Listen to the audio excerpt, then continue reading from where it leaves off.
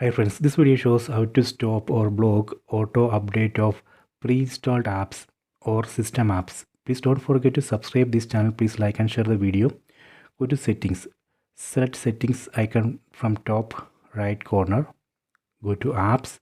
In some TV model we have to go to device preferences. There we would be able to find app section. Let me select apps here. Set see all apps. Here we can see list of installed apps. From this list we need to select Google Play Store. Select Google Play Store. In some TV model we have to go to system apps. Go down and select show system apps. From there we can select Google Play Store. In this TV let me select Google Play Store from installed apps list. Select Google Play Store. Select open.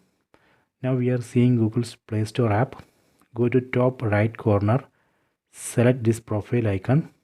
Go to settings. Select auto update apps. Select auto update apps. Here we can see two options. Auto update apps at any time. Don't auto update apps. So we have to select this second option. Don't auto update apps. So that way we can stop or block auto update of pre-installed apps or system apps. I hope you have enjoyed this video. Please check it.